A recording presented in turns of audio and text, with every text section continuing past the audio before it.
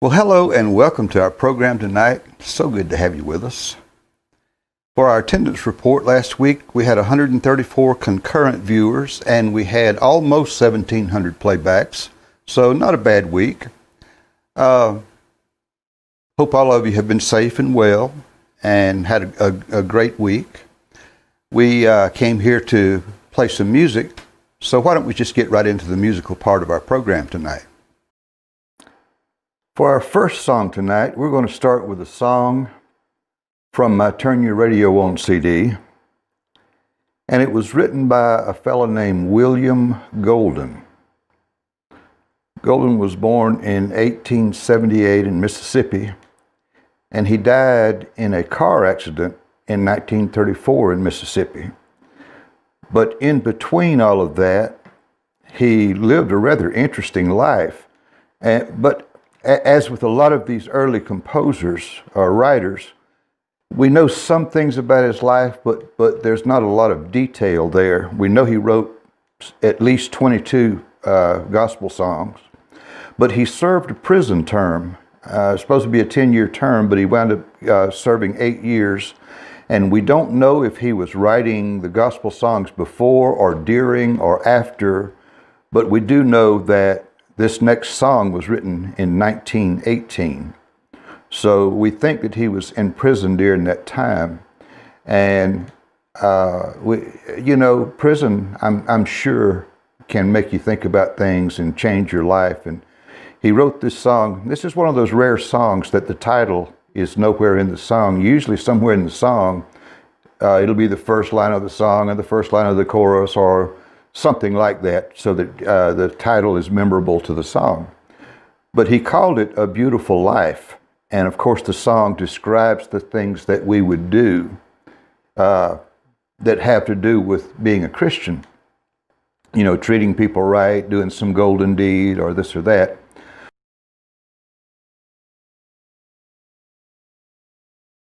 I need to update you on a couple of things here. When we did when we filmed the talking parts for A Beautiful Life, my brother had not had time to come up and do his dobro parts for me so he could be on screen with me. So I made a couple of temporary videos that was able to get around him not being on the video. But since then, he's had an opportunity to come up and record his parts on things. So we're going to feature him tonight, my brother Mick, doing the dobro on A Beautiful Life.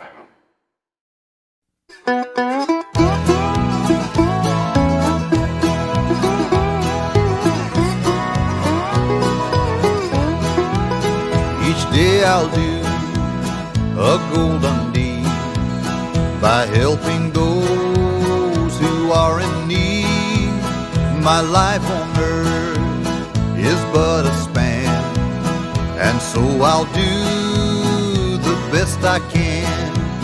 Life's evening sun is sinking low, a few more days, and I must go to meet the deed that I have done, where there will be no setting sun.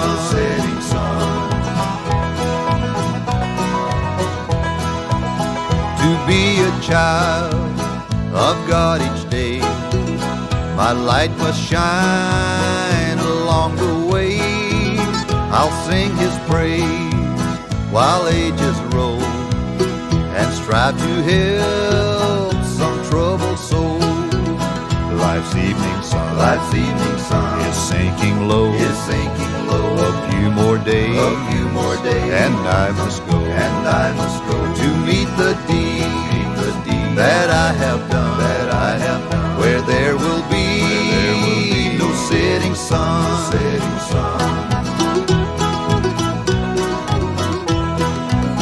The only life that will endure is one that's kind and good and pure.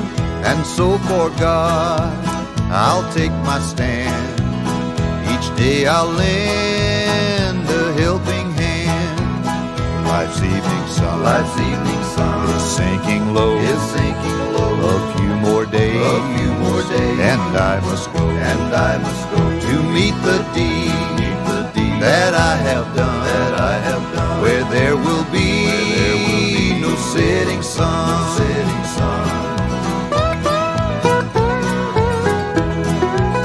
I'll help someone in time of need and journey on with rapid speed. I'll help the sick and poor and weak, and words of kindness to them speak. Life's evening sun is sinking low, a few more days, and I must go, to meet the deed that I have done, where there will be no setting sun. Life's evening sun is sinking low, a few more days, and I must go, to meet the deed that I have done, where there will be no setting sun, where there will be no setting sun.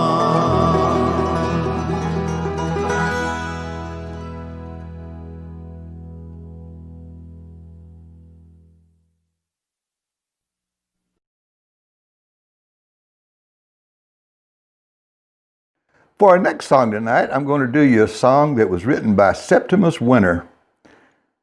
Septimus Winter was an unusual character. He wrote, secular songs. He didn't write gospel songs. This particular song really wasn't intended to be a gospel song, but it got picked up by the evangelists of the time, and the rest is history. It became quite a popular gospel song because it does have references to things of a spiritual nature in it. But Winter wrote under several pseudonyms. He wrote under mainly Alice Hawthorne, which was a play on his mother's maiden name. His mother was Mary Hawthorne. But anyway, he wrote under Alice Hawthorne. And under that name, he wrote Listen to the Mockingbird, 10 Little Indians, Where Oh Where's My Little Dog Gone. So you can see where he was in the secular world. I mean, Listen to the Mockingbird. He wrote that song and sold the publishing on that song for $5. And it went on to sell 20 million copies. Back then, they sold sheet music. He was writing in the mid-1800s. And he actually got in trouble for, he wrote a protest song in the middle of the Civil War, and he wound up in jail for treason. For a little while. You know, they were playing the political games like they do today. You know, they try to make people out to be this and that. And anyway, he wound up getting out of jail once all of that was over with. And the very song that he wrote was about McClellan, who Lincoln removed from the service because he didn't like the way he was doing things. And later on, the very song that he got put in jail for, McClellan used as a campaign song when he was running for, I don't know, might have been running for president. I can't remember now what office he was running from, but that's just how the political winds change. But anyway, this song was written and published in 1868, and it's called Whispering Hope.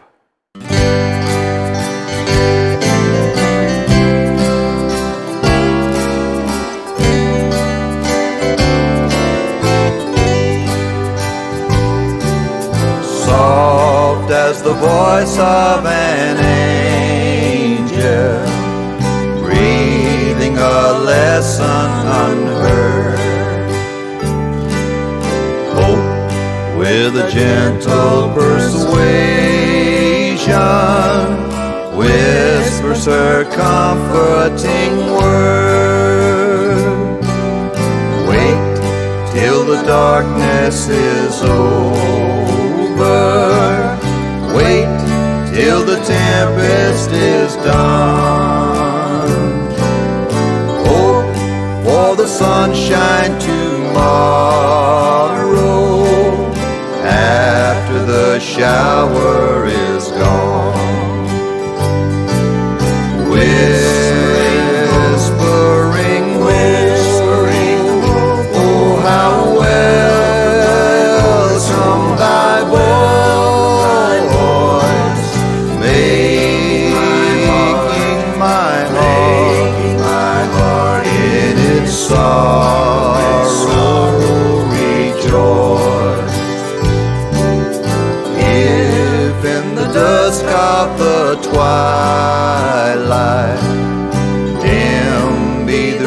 region afar.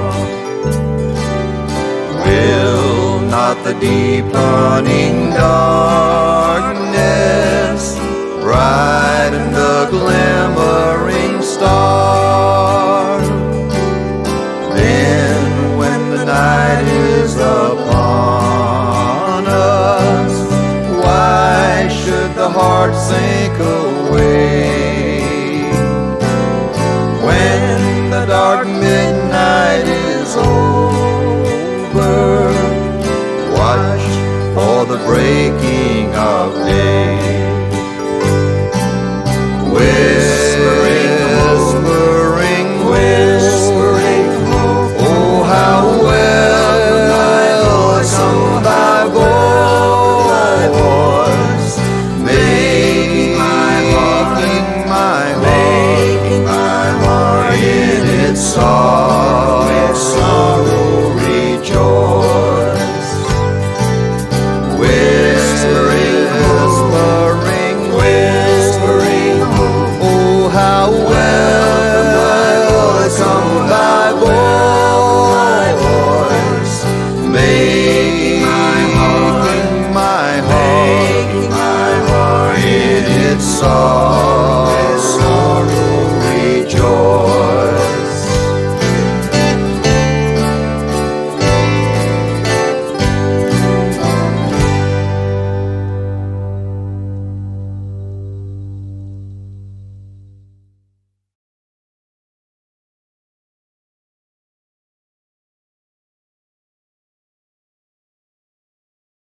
James Acuff was a songwriter from Texas. He was born in 1964 and lived to 1937.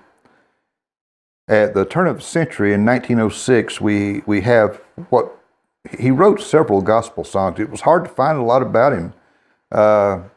We know he's from Texas. We know he was a real well-known singer in the Texas area among the Church of Christ congregation. And he worked with the Firm Foundation Company in Austin, compiling hymnals. Couldn't find a picture of him, so there's just not a lot known about him. But anyway, in 1906, he put this song out, and it was his most popular song of all the songs he had written. And it's called Just Over in the Gloryland.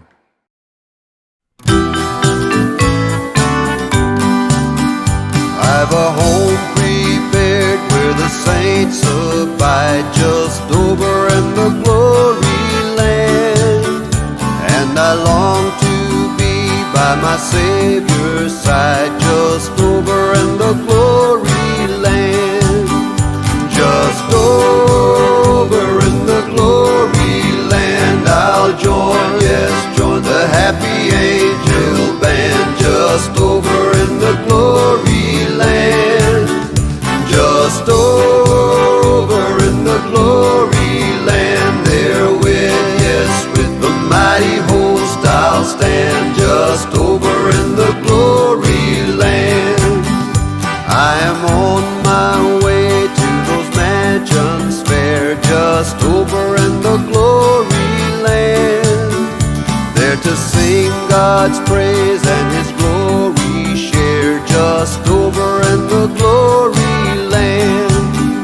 Just over in the glory land, I'll join, yes, join the happy angel band, just over in the glory land. Just over in the glory land, there with, yes, with the mighty host I'll stand, just over in the glory land.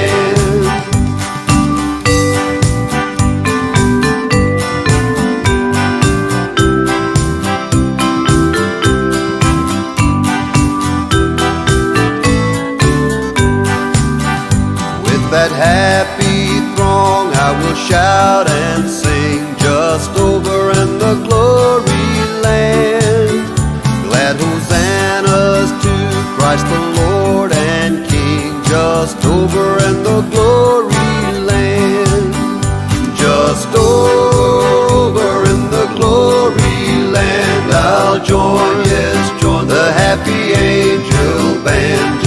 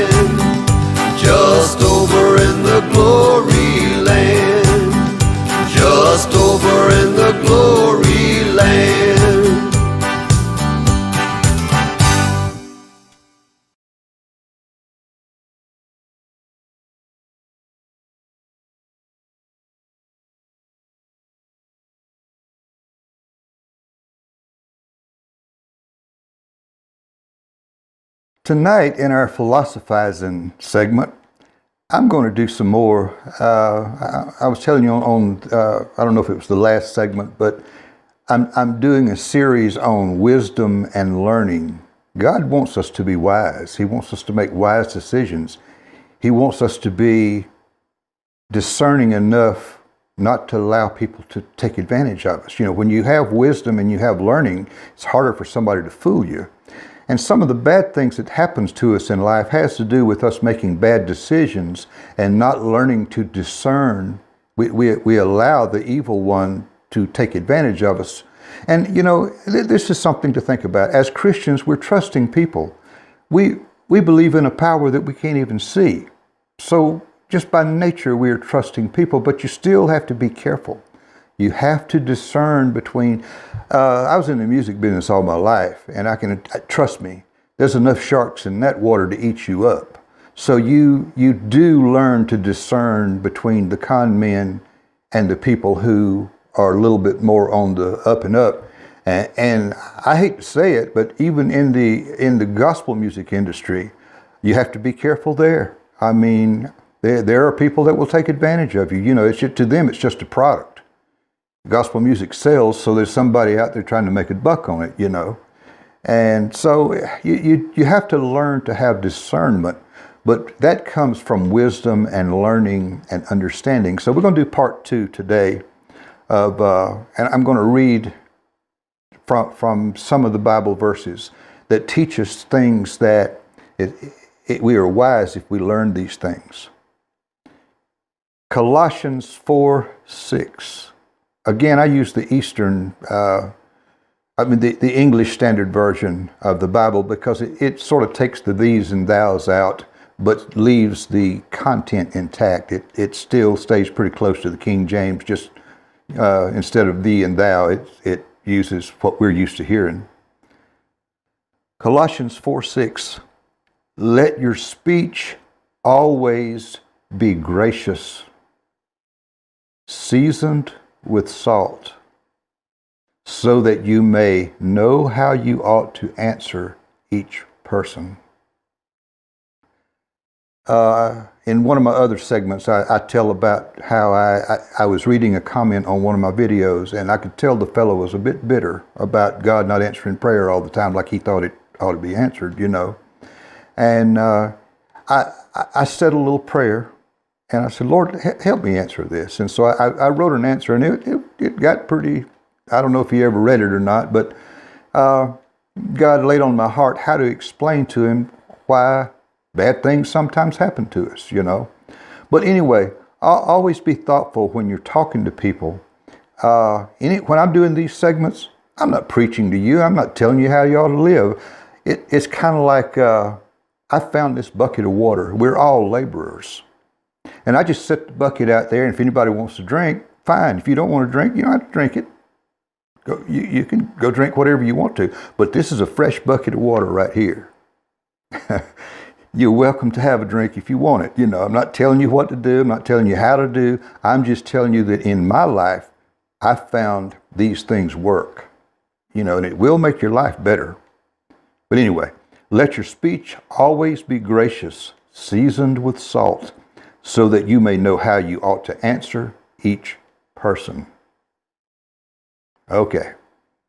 2 Timothy 3:1-17. But understand this, that in the last days, this is important. Listen to this now.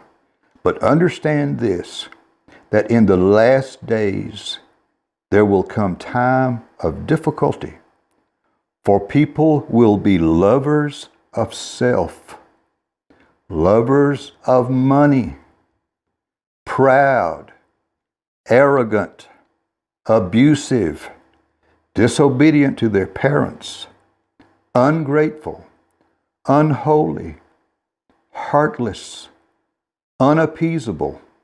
Isn't this sound familiar? Slanderous, without self-control, brutal, not loving good, treacherous, reckless, swollen with conceit, lovers of pleasure rather than lovers of God, but having the appearance of godliness. Let all of that sink in. People are doing all these things and they're still acting like they're of God. Think about what I'm saying. Having the appearance of godliness, but denying its power. Avoid such people.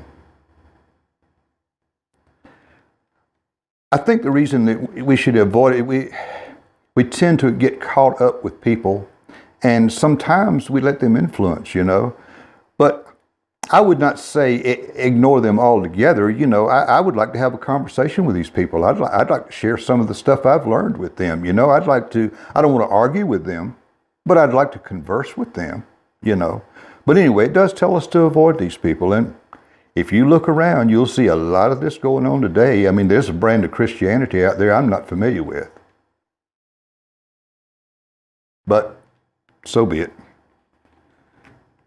Just the Bible's full of this stuff. I mean, it tells us how to learn, how to have wisdom, and how, that sort of thing.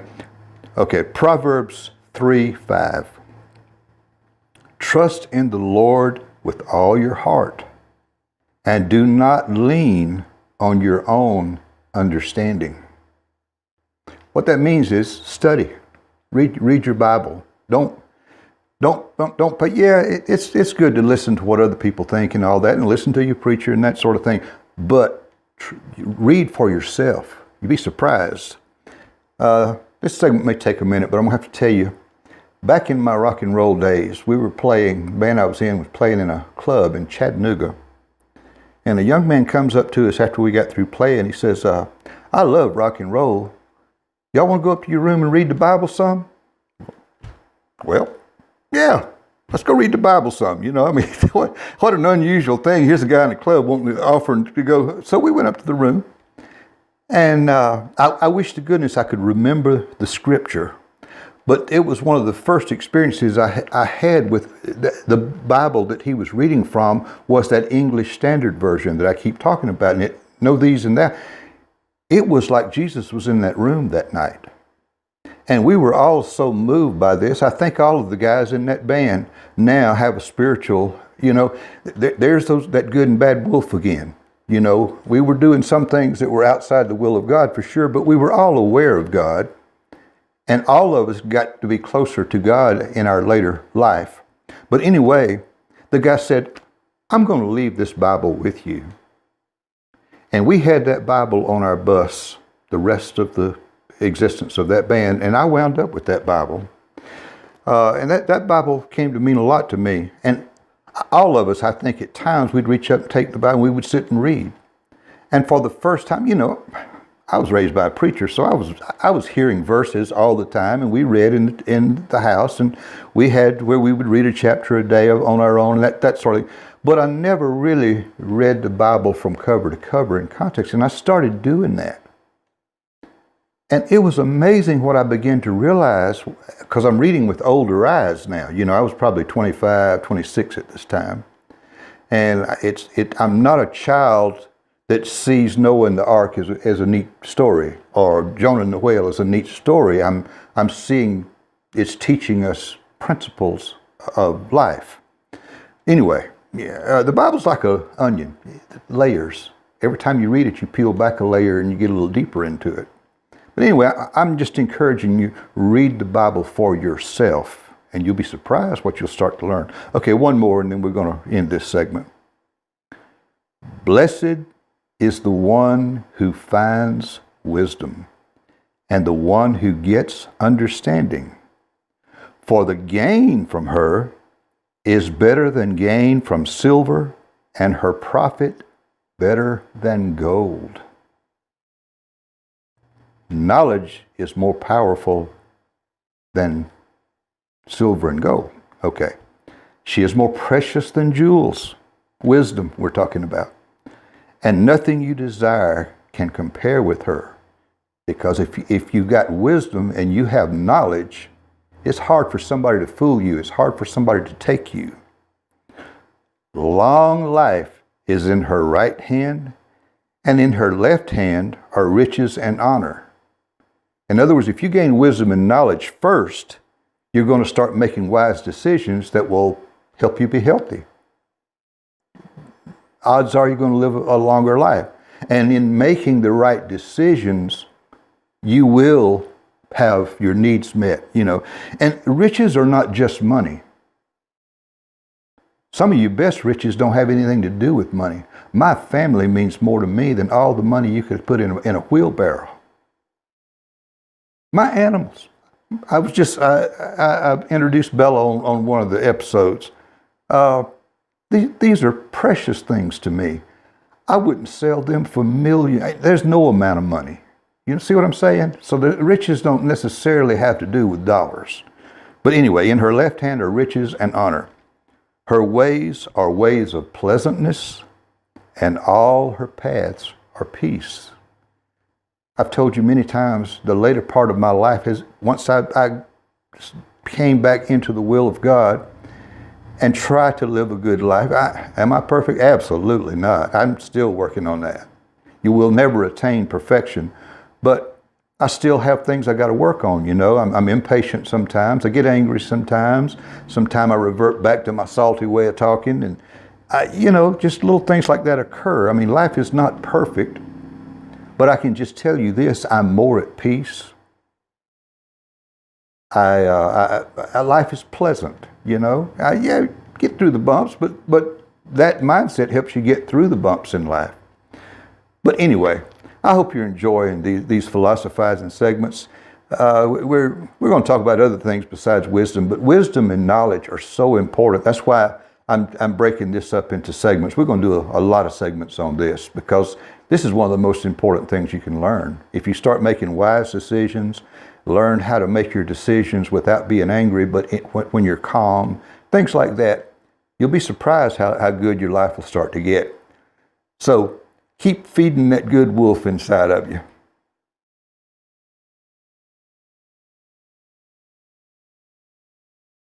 For our next song tonight, I'm going to do you a song that means a lot to me.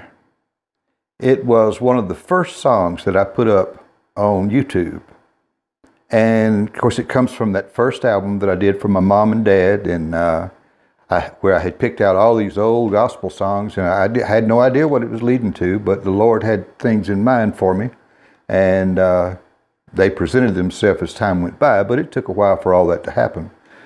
But anyway, after putting that first album out and starting to play gospel music, people just kept telling me they love these old songs. Well, the more I heard that, I guess 5, 6, 7 years had gone by, and I had been doing gospel music during that period of time. After my earlier secular years, I left that behind me and just went strictly into doing gospel music. Once I made that change, it was complete. I was never going to play the bars again. I just wasn't going to play secular music again. I was going to do gospel music come rain or shine. And but we were blessed, and we were able to build a studio with state-of-the-art equipment and our cameras and stuff. Well, this early stuff, the cameras weren't quite so good yet, but they got better as time went by. But these early things, in the early stages of YouTube, you could only put up a video with low resolution. But everybody was doing it, and I thought, well, these songs, people seem to love these songs. Maybe they'll be a blessing to people that watch YouTube, and YouTube was not nearly then what it is now. But anyway, I put up 8 or 10 songs, and this was one of the songs that I put up. And I put them up, and sort of, it came time for me to retire from singing because I was starting to have little memory lapses, and I couldn't remember my words instantly like I had never had that problem. So I never had any fear being on stage.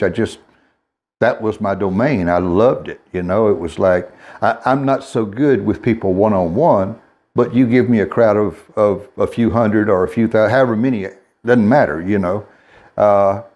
give me my stage, I'm in my element then, But once that started to happen, I started having these anxiety attacks because I was afraid I was going to forget my words. And I was getting to be 65 years old, and I'm going, it's time to hang up the cleats. I can do other things, and I had retired to my little place up in the mountains, and I was starting to do woodwork, which is kind of my second love. Music will always be my first love. But I love doing little things with wood. I like carpentering, you know. I enjoy that. I wouldn't really want to get up and go make a living at it. I say that. I do love it. I enjoy it. But God didn't call me to do that. He called me to do music. But I needed a little time. So I had about 5, 6, 7 years there that I made wood videos, and that channel just sort of limped along. You know, it was fun to do, but it didn't really do anything. And because I wasn't that special at being a woodworker, it was just something I enjoyed doing, you know. But anyway, I looked down one day, and all of a sudden, this song had a lot of views. And I'm going, whoa, maybe YouTube is the vehicle. Maybe we can have a second career here, and I won't have to leave the house. So my wife came up with the idea. I love this woman. I love this woman. She says, baby, we had plans for me having a little studio out right behind the house, but it was going to take tearing down an old barn, and it was going to be 2 or 3 more. She said, why don't you go up there on the hill? She said, there's a little area up there. And she said, go check that. She said, why don't you just build your little studio up there? You can start that right now. And you know, sometimes this woman's smart. She's smart all the time, trust me. But anyway, we got to looking it over, and we started checking out, see if we could do it financially, and it worked out where we could, you know, and I was going to have to do the work. Most of, when you see a house built, a large part of what it costs to build that house is labor. Well, I had learned, you know, you can build a pyramid 1 brick at a time if you got enough time, you know, and being retired, I thought, well, you know, so I thought I could throw up this, I've got a little 20 by 24, 16 by 24 building that I built, and there's a little storage area on the side. But I thought, you know, I'll probably knock this out in 3 or 4 months. I didn't realize I had gotten much older. By this time, I was 74 years old, you know, so I didn't realize I wasn't able to just get up and kill it for 8 hours or 10 hours sometimes, you know, like I could do when I was younger. But we did do it. 1 board at a time, 1 sheet of plywood at a time, 1 sheet of OSB at a time. Took us a year, but we wound up with our little studio up here, and I moved all my equipment up here. And suddenly, the YouTube thing started to explode. And we started putting out more and more videos. And then, of course, it came time for me I finally came up with the idea of doing a live stream program, you know, because YouTube is like having your own little television station. It's just whatever you want to do with it, whatever your imagination can come up with, you know. And so anyway, here we are at 75 doing this TV thing and doing the videos and stuff, and I'm enjoying a second career. I'm loving it. I'm enjoying it. But anyway, I got off track there. I didn't mean to do that. You know, I easily go off onto these little tributaries when I'm starting to talk. But anyway, Sweet By and By will always mean a lot to me because it was the song that really opened my eyes to what YouTube could be. So we're going to do our version of it for you tonight in the Sweet By and By.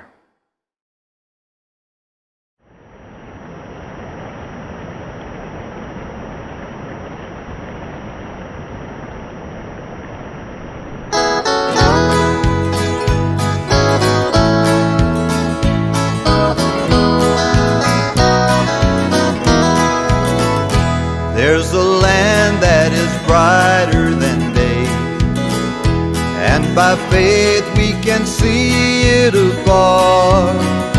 For the Father waits over the way to prepare us a dwelling place there. In the sweet by and by, we shall meet on that beautiful shore. By and by, in the sweet by and by, we shall meet on that beautiful shore. We shall sing on that beautiful shore the melodious songs of the blessed, and our spirits shall sorrow no more. Not a sigh for the blessing of rest. In the sweet by and by, we shall meet on that beautiful shore. In the sweet by and by, we shall meet on that beautiful shore.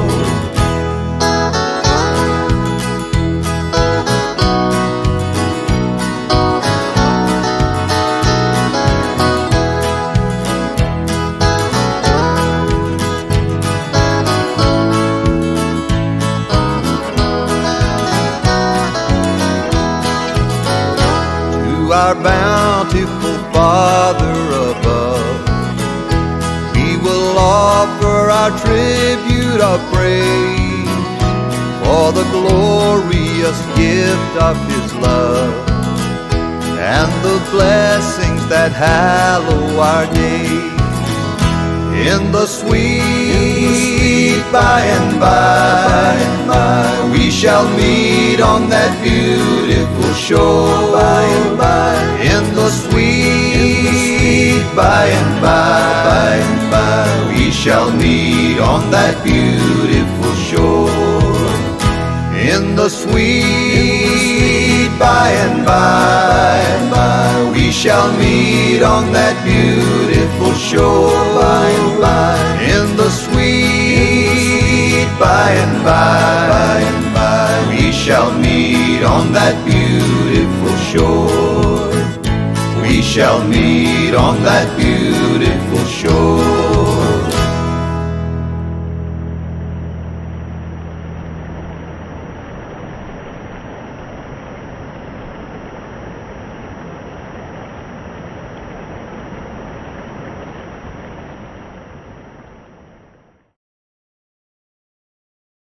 Austin Miles wrote a song in 1912 that, although it got a lot of criticism for being a sort of weak-kneed gospel song, it has become one that has just been a huge favorite.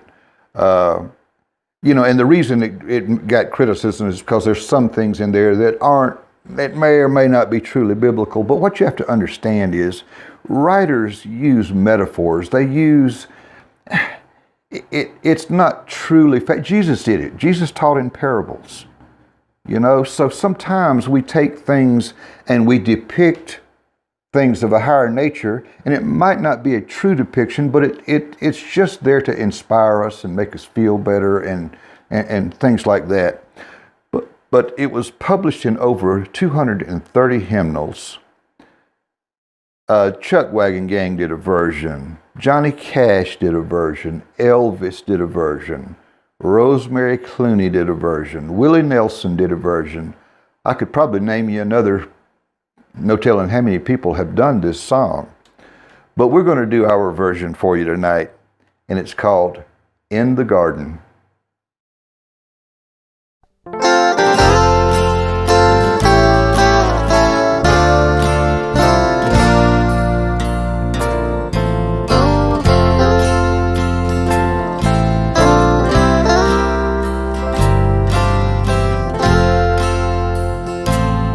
I come to the garden alone, while the dew is still on the roses, and the voice I hear falling on my ear, the Son of God discloses.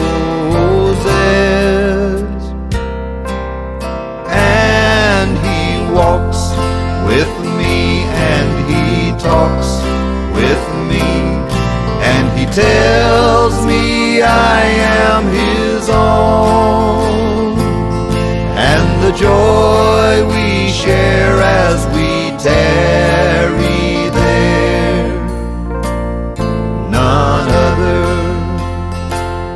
has ever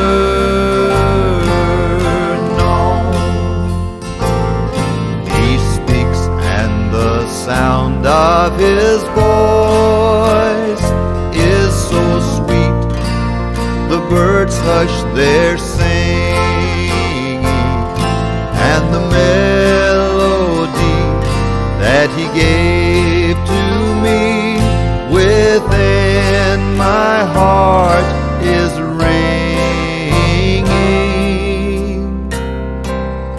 and He walks with me, and He talks with me, and He tells me I am His own, and the joy we share as we tarry there, none other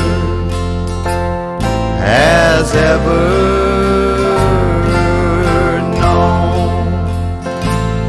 I'd stay in the garden with Him, though the night around me is falling, but He bids me go through the voice of woe.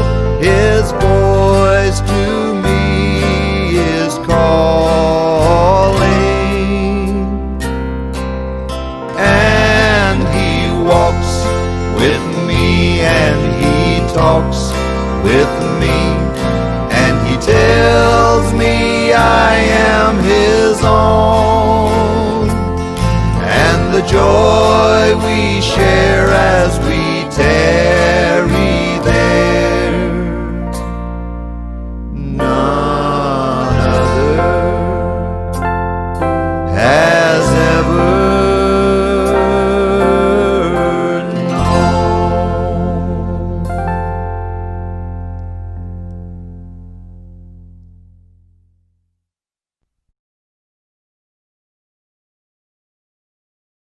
This next song was written by a man named Charles Moody.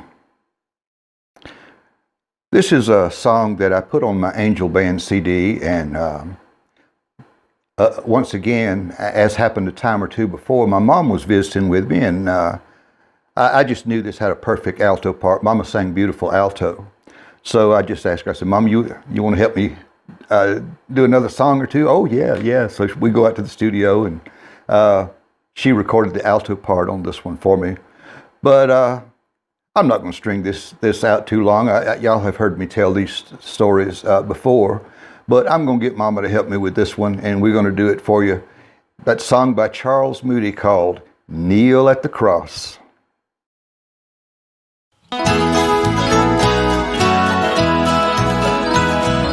Kneel at the cross, Christ will meet you there. Come while He waits for you. Listen to His voice, leave with Him your care, and begin life anew. Kneel at the cross, leave every care. Kneel at the cross, Jesus will meet you there.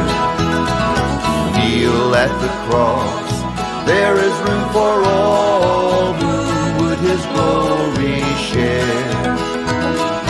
Bliss there awaits, harm can ne'er befall those who are anchored there. Kneel at the cross, leave every care. Kneel at the cross, Jesus will meet you there.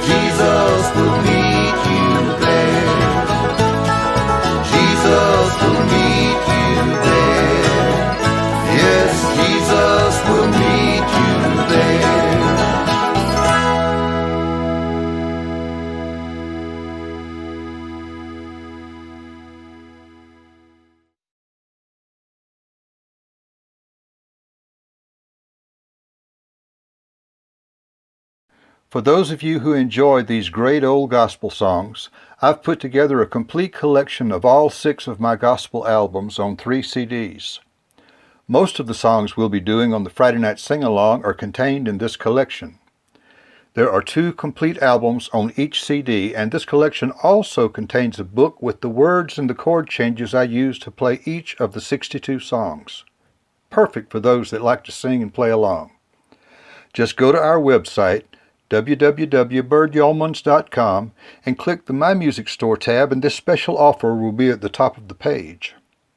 You can also email us directly if you prefer, and that address is linda@birdyeomans.com. You'll also find my individual CDs as well as DVDs of the Friday Night Sing-Along episodes. Now let's get back to some of that great old-time gospel music.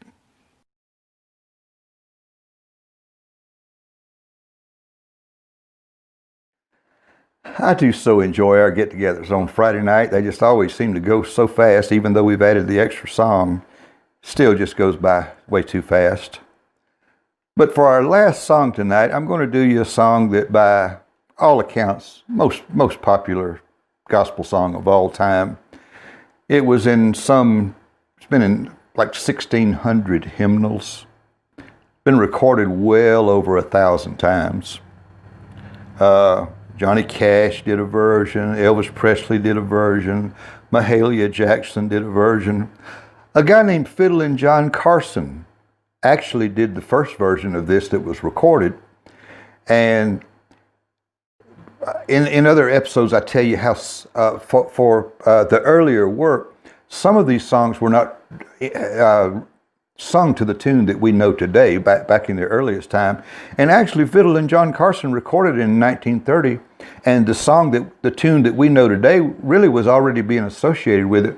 But for whatever reason, he did it there's a song called At the Cross, where I first saw the amazing grace, how sweet the sound. See, he did it to that melody.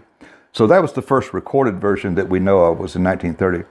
But then all these other people, I mean, I could be here all night naming all of the people that have done this song. But anyway, one of the great gospel songs of all time, written by John Newton.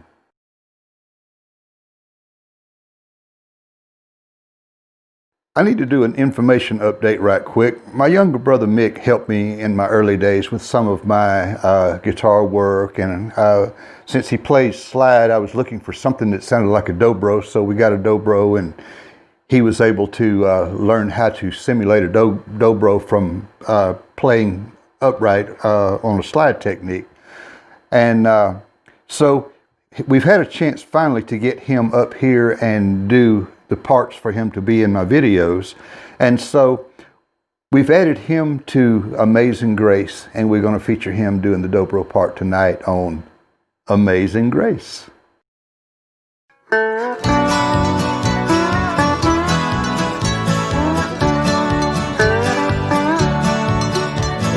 Amazing grace, how sweet the sound that saved a wretch like me.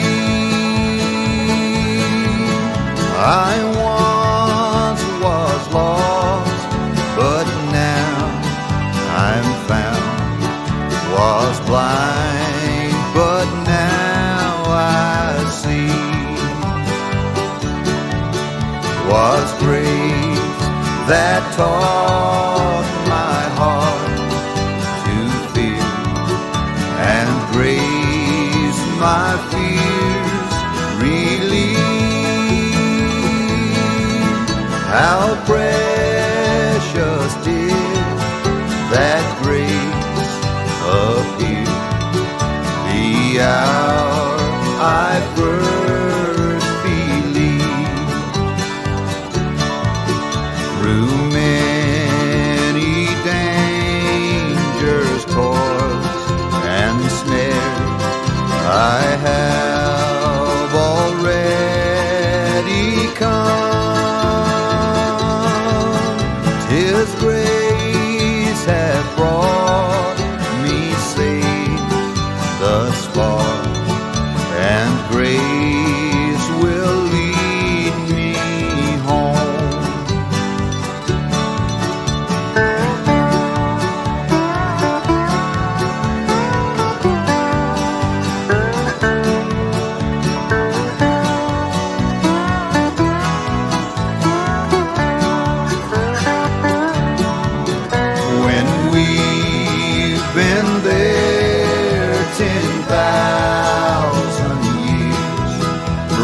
shining as the sun. We've no less days to sing God's praise than when we first begun. We've no less days to sing God's praise than when we first begun.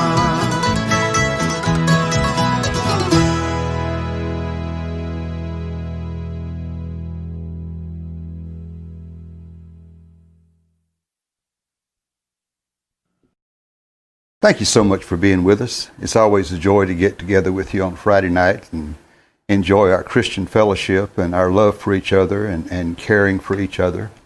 And again, we welcome people from all around the world. We welcome people from all walks of life, all faiths, all political persuasions.